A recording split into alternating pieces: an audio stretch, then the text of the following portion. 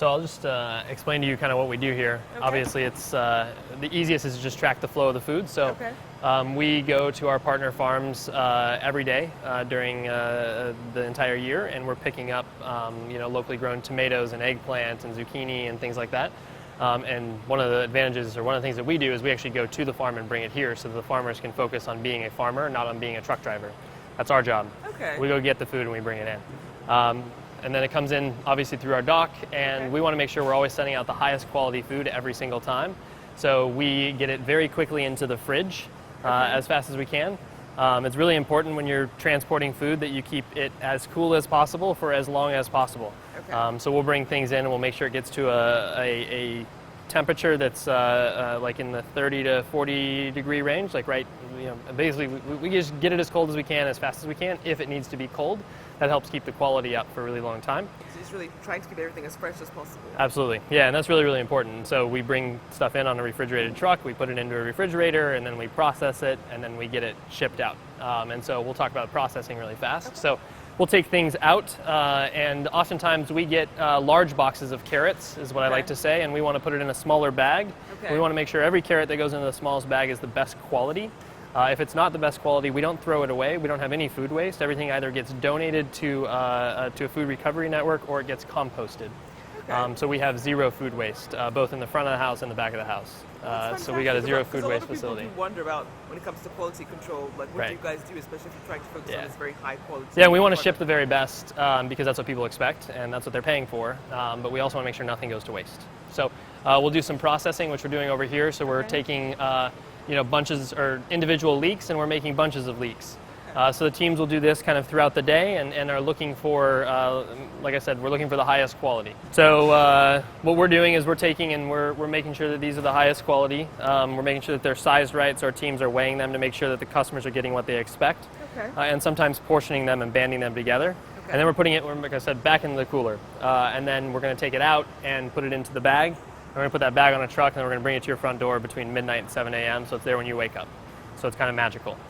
Some people call us the produce fairy or produce Santa or whatever it might be. Okay. And we do that by making sure that we're looking for the highest quality every single time and getting it to you as fast as we possibly can. So is there an average time, say, for an onion when it's first coming up, or does it depend on like how big the shipment is? It certainly depends on a variety of factors. It depends on the time of the year. It depends on the item. So there's some things that you don't want to ship right away. You actually want to hold them and then ship them. So for example, like winter squashes are actually coming off the farm now, spaghetti squash. Oh. They're going to hold them so that they will last longer on your counter, and then they'll ship them to us. Also, not to mention, you don't really like winter squash in the middle of summer. It's 100 degrees out. People don't eat winter squash. So it's not safe to say that everything goes from field to front door in 48 hours, but the things that should do. So tomatoes and berries and corn and peppers and eggplant and those sort of things, we go pick up every day, and we're distributing every night. So different strategies depending. Yeah, on it depends on the crop and what it sort of is. crop. Exactly. Okay. Yep. But it's our goal to try and get stuff to you as fast as we can. Now, what's your most popular? What's the most popular, I guess, vegetable that people tend to get? Like Everything particular colored. flavors? Really? So people love colors, right? Okay. They don't like orange carrots, but they like colored carrots. They don't like white cauliflower, but they love purple cauliflower. Not that they don't like white, but they love colors. People love colors. I think it's because kids love colors, families love colors. They're the same thing, really. It's just a different seed, but people love colored fruits and vegetables. So, and then probably our most unique is we deliver a kiwi berry, which is like really small kiwi. It's grown here and in New Zealand, and it's like a furry skin, but you can eat the whole thing.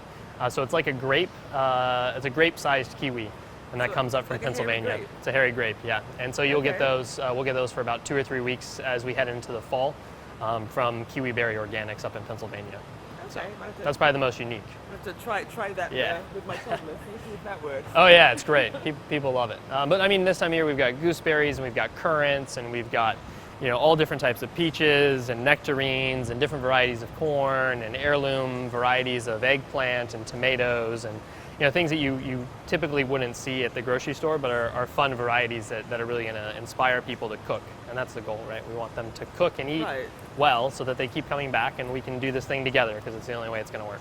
And you mentioned, so what did you first start with in terms of the crops that you first started off with, Sure. and how have you expanded that so far? So we first started with just fruits and vegetables, and we still do, majority of our business is fruits and vegetables, but we've added on dairy and meat. So we've built out a butcher shop. So we have humanely raised and pasture raised pork, chicken, beef, lamb, and then we've also expanded into what we call our provisions, and that's the best artisanal goods that we can find from producers all around the country. And so we have unique things like Hungarian hot pepper jam from a company in San Francisco. We've got a whiskey peach vanilla bourbon jam from a company in Colorado. We've got a avocado hot sauce called Habacado from Steamboat Springs, Colorado. And a lot of those products came to us from our team sharing the things that they brought or would like to bring from their hometowns back here to DC. So we have chicharrones from a company in San Francisco. And then we've got also a bunch of great locally made artisanal goods from producers like Kate Bakes, who makes a great bar and has been a longtime supplier of ours. Whisked, DC's best bakery, Goutte, kind of juice cleanses. We've got a lot. So we buy a lot of different things from a bunch of different vendors.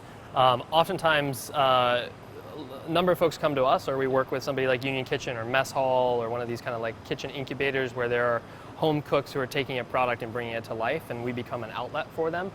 We talked to somebody yesterday who we might be their first retail account, so we help grow those businesses, and we've even brought some of them in here and let them use our space for storage, and so we try and be really collaborative.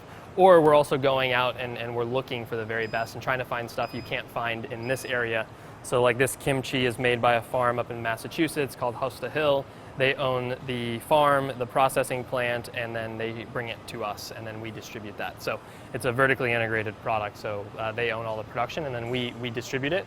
We do our best not to buy from distributors because we want to put as much money into the maker's hands as possible. So majority, actually all of the products that you see in the fridge here, we are buying directly from Number One Sons, we're buying directly from Hex Ferments, we're buying directly from duck eggs from a guy in Pennsylvania.